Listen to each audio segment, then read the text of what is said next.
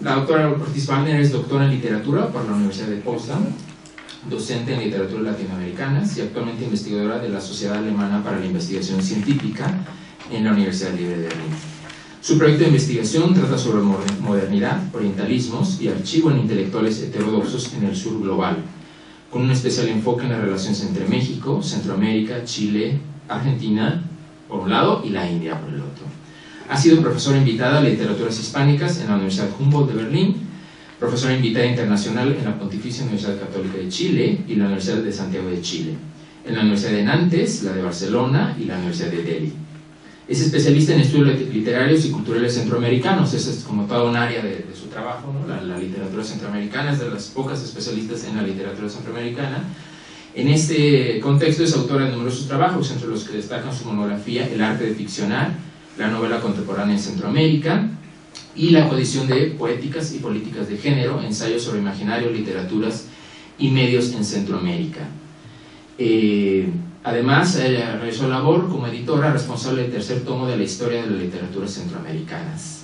en un libro que se llama Perversiones de la modernidad, literaturas, identidades y desplazamientos. Además, bueno, está todo su trabajo, por el otro lado, en el tema de orientalismo, y ahí su más reciente libro es este que se los quería mostrar y lo tenemos aquí en la biblioteca, pero ahora también está disponible, se puede descargar en línea, entonces si alguien quiere buscarlo, lo puede encontrar ahí, que se llama Sur-South, Poetics and Politics of Thinking Latin America and India, que fue publicado en Madrid en 2016, coeditado con Susan Klengel. Este libro ha sido incluido en Oxford, las bibliografías de Oxford, como una de las obras introductorias de referencia para el campo de los estudios culturales y literarios sobre el sur global, sobre esta categoría del sur global, que es sobre lo que nos va a hablar también hoy la doctora. Entonces, bueno, agradecemos su visita, el deseo de acompañarnos hasta acá a Cuernavaca, y la escuchamos con mucho gusto y mucha atención. Gracias. Muchas gracias a Óscar Figueroa y muchas gracias a todos ustedes por estar aquí, acompañarme y acompañarnos y bueno, tener interés en este tema que forma parte de una investigación que estoy haciendo con este financiamiento, dentro del cual tenemos un proyecto mayor en donde trabajo con mi colega Susana Klengel y en el marco en el cual hemos realizado ya varias actividades y David nos acompañó en una hace un par de años y Óscar también ha estado recientemente en otra de estas actividades. Bueno, voy a leer y ir mostrando algunas imágenes que acompañan en la lectura y al final pues me alegraré mucho si tienen comentarios, preguntas, si quieren saber más sobre este tema. El Nobel de Literatura de 1913, Rabindranath Tagore, es probablemente el más conocido visitante de la India que tuvo el continente americano a lo largo de la primera mitad del siglo XX. Sin embargo, no fue el único. Ya en 1917, el revolucionario intelectual bengalí M.N. Roy llegaría a México, en donde participa en la fundación del Partido Comunista Mexicano, y en 1924, el mismo año de la llegada de Tagore a Buenos Aires, el agrónomo y también revolucionario Pandurang Kankoye, que era uno de los fundadores del Partido Ghadar de India, un partido de orientación comunista, inicia sus labores en las escuelas libres de agricultura en México, llegando a fundar más de 30 escuelas en diferentes regiones del país. En 1929, el masón y teósofo Jinarajadasa emprende una gira mundial que lo lleva a visitar 17 países latinoamericanos como parte del proyecto de expansión de la Sociedad Teosófica en América Latina y como preámbulo a la gira que Krishnamurti debería hacer o realizar unos años después. La gira de Krishnamurti se llevó a cabo hasta 1935, cuando este ya había roto sus vínculos con la Sociedad Teosófica y con la Orden de la Estrella de Oriente. Por otro lado, Buenos Aires fue sede en el año de 1936 del 14º Congreso Internacional de los Pen Club, un encuentro de gran alcance mediático por el papel que desempeñaron en su difusión la prensa, la radio y las revistas. La representante de la India, que es esta imagen que ustedes pueden ver, se llama Sofía Badia, pero era nacida en Colombia y nacionalizada india. también teósofa, y su participación fue muy destacada por los medios en dicho encuentro.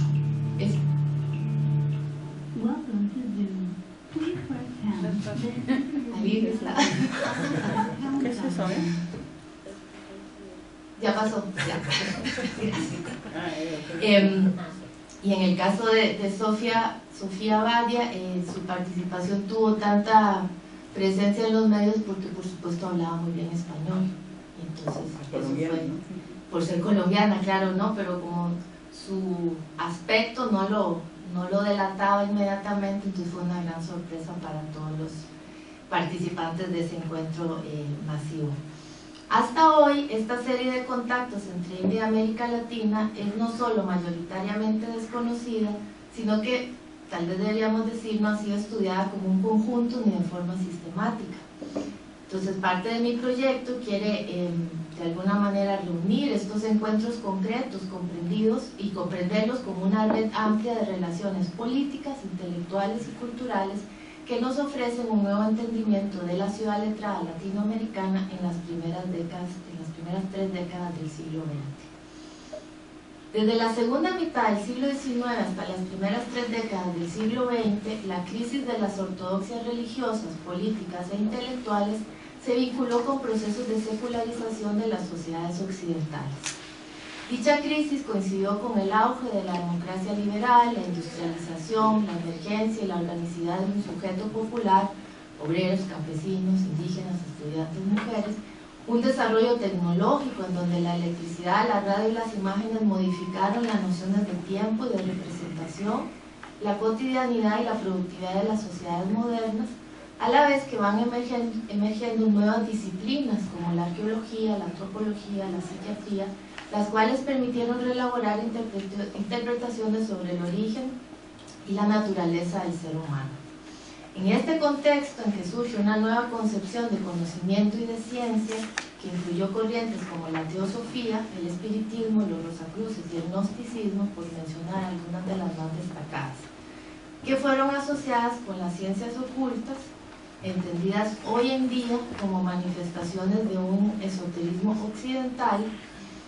son corrientes que disputaron a la tradición judeo-cristiana la construcción de conocimiento, por poner en sus bases una ética desde otras interpretaciones, por ejemplo, fisiológicas e históricas del ser humano y de la humanidad, además de proponer proyectos políticos y de pedagogías alternativas considerados viables frente a la llamada crisis de Occidente. Estas corrientes y espiritualidades disidentes coincidieron en su anhelo de transformación de las condiciones sociales y no pocos de sus representantes dentro de la ciudad letrada latinoamericana se apoyaron en la escritura y la literatura para poner a circular imaginarios utópicos y formas de especulación científica, así como formas de hacer ciencia, es decir, de producir conocimiento desde otro lugar de enunciación. Y es justamente por esta heterodoxia que les caracteriza que marcan un punto de inflexión y de tensiones entre las instituciones que se arrogaron el control social. Por un lado, la Iglesia Católica, que les consideró una amenaza, pues una amenaza al dogma religioso, entre otras cosas por las nociones de divinidad, la relación cuerpo-alma, así como las creencias en la reencarnación y el panteísmo, ¿no?, de todas estas corrientes del esoterismo occidental. Y por otro lado, a la ciencia positivista, a la que se le empezaba a disputar la validez de la categoría de objetividad en la producción de conocimientos. Uno de los objetivos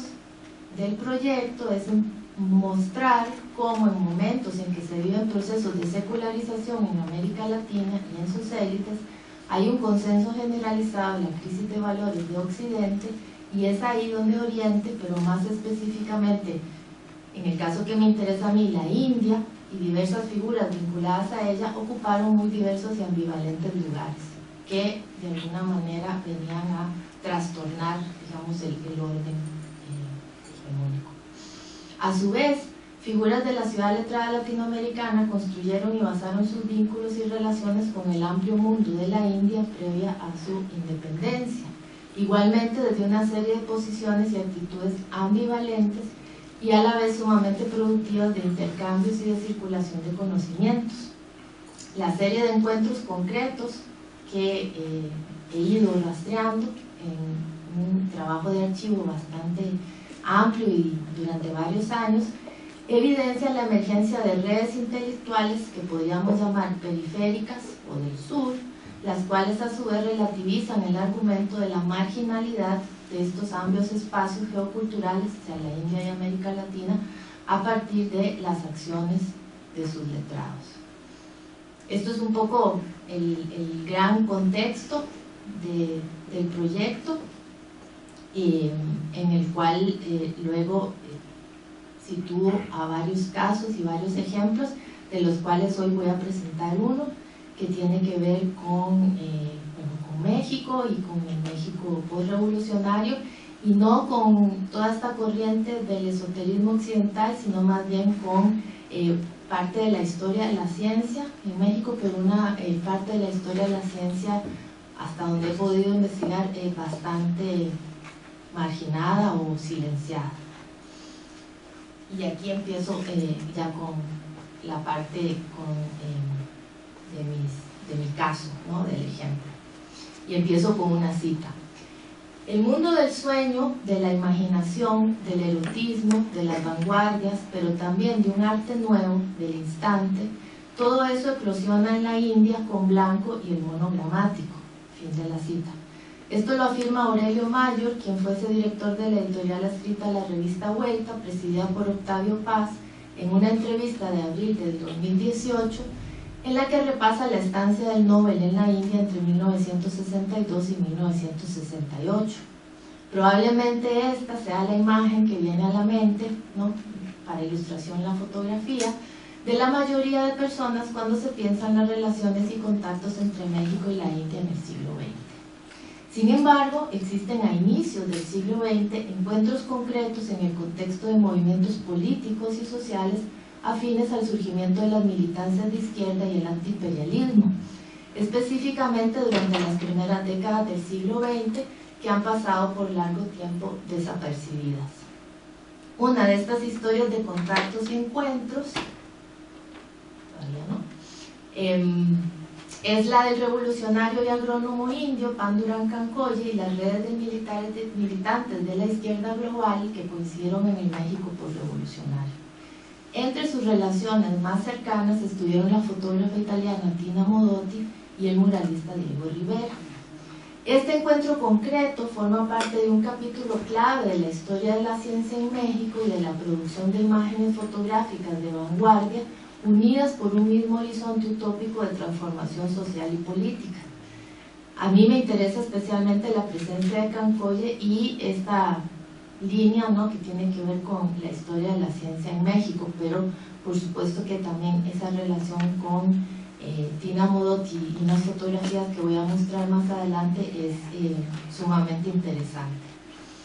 La invisibilización por parte de la historia oficial y del relato hegemónico del México postrevolucionario con respecto a esta figura proveniente de la India revolucionaria. Ya mencioné que él fue el fundador del partido Ghadar, un partido revolucionario multiétnico que se movía entre Occidente y la India. Se puede trazar en diversos casos de corrección o ampliación de los relatos existentes sobre las relaciones entre México e India. Así, por ejemplo, una obra fundamental de referencia, como lo es el volumen México-India, este es el título, Similitudes y encuentros a través de la historia, publicado en 1998, editado por Eva Alexandra Usmani, fue revisado y ampliado para su versión en inglés, publicada en Delhi en 2003, en donde se pidió incluir, por petición de los editores de Delhi, un artículo acerca del agrónomo y líder comunista indio Kankoye y su larga estancia en México, que fue entre 1924 y 1951. Es decir, la edición en español no contemplaba el caso de Kankoye. Cuando se traduce al inglés y se publica en Delhi, los editores piden que exista un capítulo dedicado a él. En lo que sigue voy a esbozar parte de esta compleja historia conectada de redes intelectuales, de militancia y de solidaridades en el eje sur-sur, partiendo de un amplio trabajo de archivo que me permite reconstruir algunos vínculos concretos entre actores claves de la militancia de izquierdas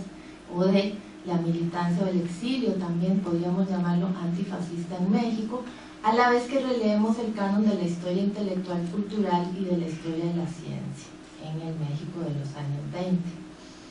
Al desplazar nuestra mirada del topo literario del viajero latinoamericano a Oriente hacia el viajero de Oriente en el continente americano, se hace necesario, para comprender en su complejidad esta historia bastante olvidada o descuidada, tomar nota de algunas coordenadas.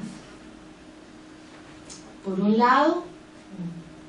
una de estas coordenadas sería la fundación del Partido Comunista en México, en el cual participó, como mencioné también antes, M. Roy. Aquí pueden ver la foto de Roy, y en sus memorias, ¿no?, hay un capítulo bastante amplio dedicado a su estancia mexicana y bueno, a todo su trabajo político en relación con el Partido Comunista, o bueno, con los partidos comunistas que se fueron fundando también en diferentes lugares en los cuales tuvo influencia. Luego, la publicación de Estudios Indostánicos de José Vasconcelos en 1920,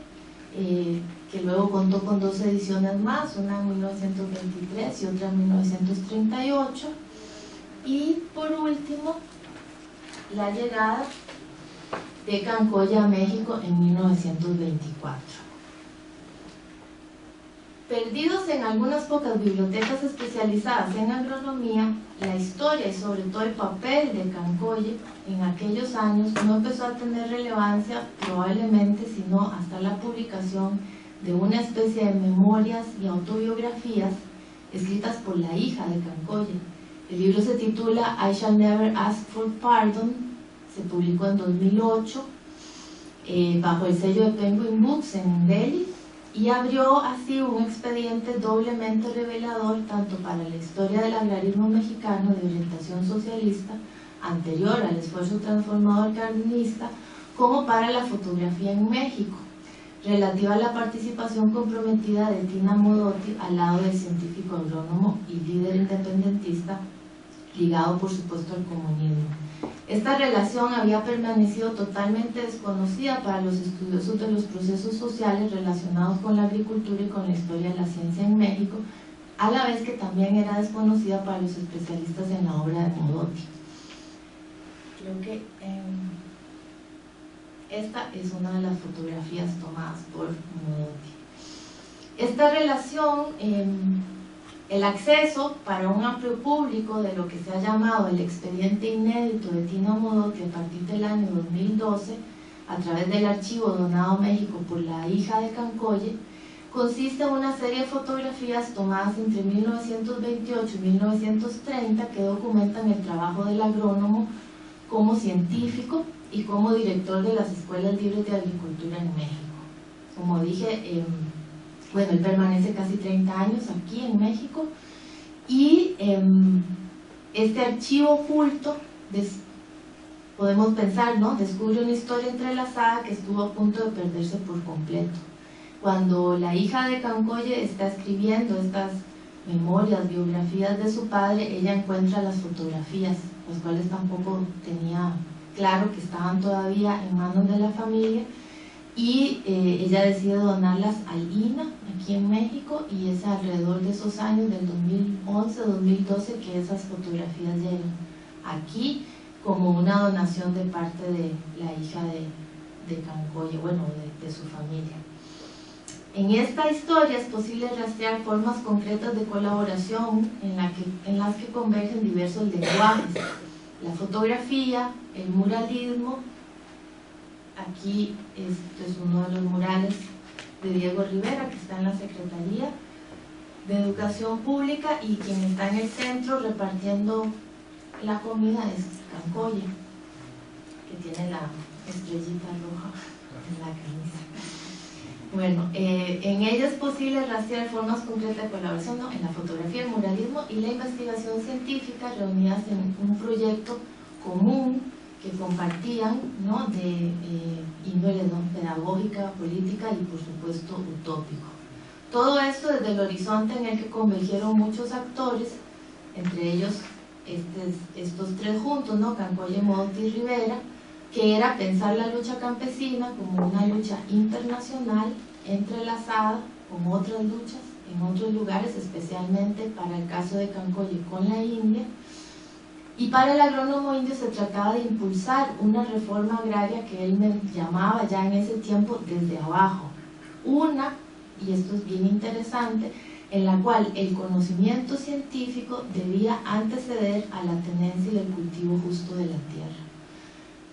Ese proyecto, bueno, él lo siguió realizando al fundar todas las escuelas libres de agricultura, pero también tenía, digamos, cómplices por diferentes momentos, como fue Tina Modotti, quien lo que hacía era ilustrar los libros de agronomía de Cancolle, haciendo fotografías sobre las diferentes variedades del maíz, pero ella nunca firmaba esas fotografías, por eso no se supo durante mucho tiempo que eran fotografías tomadas por ella. El archivo familiar donado a México resulta relevante, pues cuenta con un número cercano a 18 fotografías de tamaño postal tomadas por Tina Modotti, que dan cuenta del trabajo del agrónomo en la escuela, en las escuelas y en la Liga Nacional Campesina. Por ejemplo, aquí se puede ver otra. Incluso en una de ellas se advierte, en algunas de ellas está también Diego Rivera fotografiado junto a Cancolle. La temática del maíz granada, una variedad desarrollada por Cancolle, y del maíz teocintle, fue incorporada de igual manera en la temática de Diego Rivera y en la fotografía de Tina Modotti. No, hay unos dibujos a lápiz de Diego Rivera sobre todas estas diferentes variedades del maíz que se suponía debían acompañar los libros que se publicaban, pero eran más como manuales que publicaban, y las fotografías de Tina Modotti que, no, este es uno de los libros, aquí hay otra de las, cómo ellos se preparaban para hacer las fotografías de las diferentes variedades del maíz, y luego ella hizo fotografías muy hermosas para mi gusto, ¿no? de estas diferentes variedades también del maíz. Estos, por ejemplo, los dibujos, Carlton Beers, que ha investigado, ¿no?, sobre los dibujos de Diego Rivera, cuenta 131 dibujos con el tema del maíz, y resulta que todos estaban también relacionados con el trabajo de Cancolle. Terminada la etapa armada de la Revolución Mexicana, el movimiento campesino se propuso tener la solución al problema agrario, y para ello fue indispensable agruparse sectorialmente y emprender formas de lucha y de organización de los pobres del campo, que incluyeron, entre otros, solicitudes de reparto de latifundios y entrega de tierras para crear ejidos y núcleos de población, tomas de haciendas y, algo fundamental, la creación de los comités agrarios. Y en estos comités agrarios también estuvo muy activo Cancolle. Veracruz era una entidad con algunas condiciones que la hacían sobresalir en toda la República, un movimiento obrero fuerte, relativamente fuerte, y que abarcaba petroleros, ferrocarrileros, textileros, portuarios y maestros, una importante tradición liberal, antiimperialista y revolucionaria, y experiencias pedagógicas avanzadas en la educación pública, con representantes en el poder público del ala más avanzada de la Revolución Mexicana. La Liga Nacional Campesina, fundada en 1926, revitalizó la lucha campesina en un momento en que todas las vías parecían estar agotadas, y es en este contexto que debemos situar a Cancolle con su ideal de una reforma agraria desde abajo, colocando en primer lugar el conocimiento científico necesario para cultivar la tierra de la mejor forma posible. Son precisamente las fotografías de Modotti las que enfatizan dicho proyecto. El agrónomo indio realizó importantes investigaciones del maíz híbrido y se desempeñó como profesor de cultivos agrícolas y botánica en Chapingo entre 1924 y 1928. Cancolle ya era en ese último año presidente del Departamento de Agricultura de la Liga de Comunidades Agrarias de México y encabezaba el proyecto educativo revolucionario de orientación socialista. Con las reformas a sus planes de estudio, la Escuela Nacional de Agricultura se convirtió en un semillero de agrónomos progresistas que no desconocían la lucha organizada,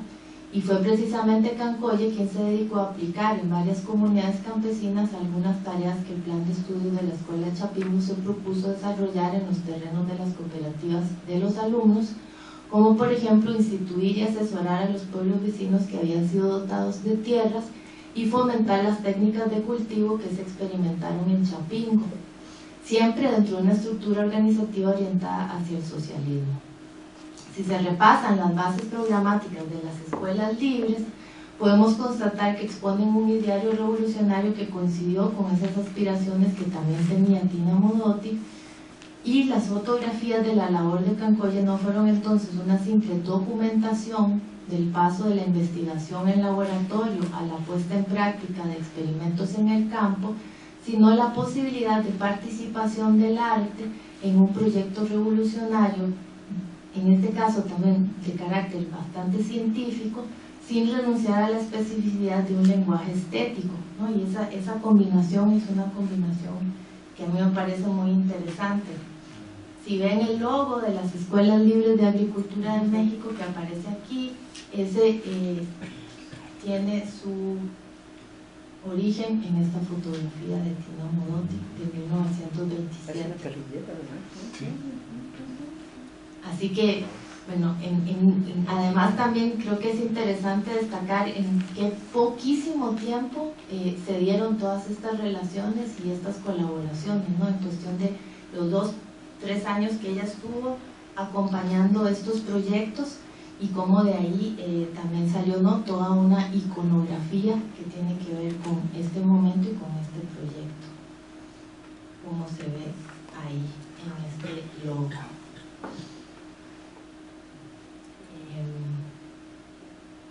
Cabe recordar aquí que la primera muestra individual en México en 1929, que se realizó de fotografías de Tina Modotti, fue en la Biblioteca Nacional, y fue llamada por la prensa la primera, cito, la primera exposición fotográfica revolucionaria del país.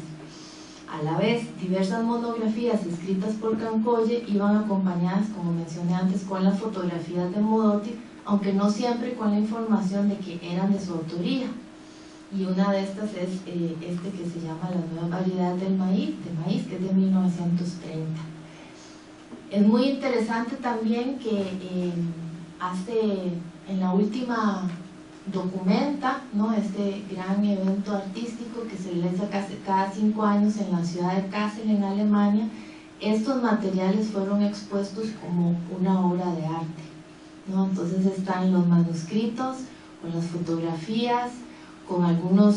objetos, y fueron concebidos, ¿no?, por el curador de esa exposición como una obra de arte relacionada con la idea de la colaboración entre un artista y un científico. Y esa documenta tenía como título, creo que El Sur o Los Sures, entonces también tenía que ver, ¿no?, con el lugar de enunciación desde el cual se había producido esta colaboración artística y científica. Lo que podría haber quedado restringido a una serie de procedimientos científicos de laboratorio, ¿no?, con estos experimentos y trabajos que hacía Cancolle, era puesto en escena a través de las imágenes de Modotti en una serie de composiciones en blanco y negro, ¿no?, como estas que estábamos viendo antes, como se puede apreciar en las fotografías del maíz granada o en esta imagen que se titula Raíces. Asimismo, la composición Os, Canana y Mazorca, que ya mostré, se convirtió, como dije, en el emblema de las Escuelas Libres de Agricultura, las cuales terminaron, bueno, fueron 33 en total en el país, y cuya fundación Cancolle participó desde el inicio hasta el final de ese proyecto. En esta abstracción fotográfica convertida en emblema, Modotti elaboró una retórica política abarcadora de una lucha popular internacional, y eso también es muy interesante, ¿no? Ellos, si bien estaban comprometidos, ¿no?, con el contexto nacional, siempre hay, bueno, correspondencia y algunas cartas, sobre todo cartas de Cancolle, en donde su aspiración es realmente hacer, ¿no?, esta gran red de la izquierda global, podríamos decir. Y también hay algunas cartas, y eso se puede leer en esta especie de memoria biografía escrita por su hija, que Cancolle lo que quería era poder llevar todos los resultados de sus investigaciones científicas hechas aquí en México a la India con el fin de poder implementarlas allá y, en un gran deseo, digamos, utópico, acabar con las hambrunas que regularmente azotan a la India. Entonces, él siempre estaba también pensando en ese regreso posible que se hizo ya después, mucho después de lo que él creyó que lo podía hacer, pero con esta idea de que ese conocimiento podía viajar o podía ser llevado también hacia la India. Esta imagen, volviendo a la imagen fotográfica, fue realizada con, como se puede notar, ¿no?, con mucho rigor formal y claridad geométrica, de modo que logró una síntesis conceptual de 3 revoluciones: la Revolución Mexicana, por supuesto, la bolchevique y la Revolución Verde, impulsada con los proyectos pedagógicos de las escuelas libres de agricultura. Así, la fotografía adquiría una dimensión múltiple como arte, por supuesto, y como un recurso discursivo con fines pragmáticos. Los ideales de una revolución mundial con perfil socialista reunieron a la fotógrafa y a este agrónomo independentista y sobre todo científico en un espacio de trabajo común y comunitario. Recientemente, la historiadora Gabriela Soto Laveaga, que trabaja en la Universidad de Harvard, ha leído la biografía mexicana de Cancolle, es decir, los años de Cancolle en México, a partir de la lectura del libro de las memorias biografías, en el contexto de la historia de la llamada Revolución Verde, haciendo una relectura de la historia de esta Revolución Verde y destacando que se trata de un capítulo ignorado de la historia de la ciencia en México y de la historia de la ciencia en general, mostrando que las prácticas de la Revolución Verde ya se habían implementado de forma precursor revolucionaria en este México en esos años, sobre todo en los años 20 y 30, y no son un resultado o un descubrimiento científico estadounidense de las décadas de los 60 y 70, como se ha mostrado en muchos de los libros consultados y estudiados por Laveaga, y sobre todo cómo se ha contado la historia oficial de la ciencia. Curiosamente, para Soto Laveaga, las fotografías de Modotti y los esbozos, los dibujos de Rivera no tienen ningún valor en la investigación que ella está haciendo, sino que para ella son un mero registro ilustrativo y son apenas mencionadas en los artículos que ya ella ha publicado sobre esta lectura de Cancolle. Es aquí donde nuestro trabajo, desde los estudios literarios y culturales y también nuestra perspectiva interdisciplinaria, me parece a mí, cobran aún más sentido y justifican el análisis crítico de cómo han sido construidas nuestras historias nacionales, y que no solo hay una historia nacional, son muchas las historias nacionales. La historia, no sé, nacional de la revolución, la historia nacional de la ciencia, incluso la historia del arte. Y por supuesto la de la literatura o la historia, digamos, de los intelectuales. Para poder leer y releer las configuraciones de nuestras ciudades letradas, es importante enfocar esos lenguajes olvidados o esos también encuentros concretos olvidados. Es necesario, además, trabajar con un instrumental y con perspectivas que nos permitan pensar esos cruces entre, por ejemplo, la ciencia y el arte, la ciencia y la revolución, la ciencia y la historia, así como los encuentros concretos entre actores que trascienden lo nacional, aunque se dan en un espacio nacional. Así, no solo se trata de, en el caso, o es el deseo, de tener como una especie de conclusión del proyecto, no solo se trata de trabajar los archivos olvidados, sino también de revisar nuestras propias perspectivas y sobre todo nuestras, digamos, condicionamientos en los análisis y en las lecturas que hacemos para no volver o no seguir reproduciendo nuevas exclusiones. Muchas gracias. Te agradecemos.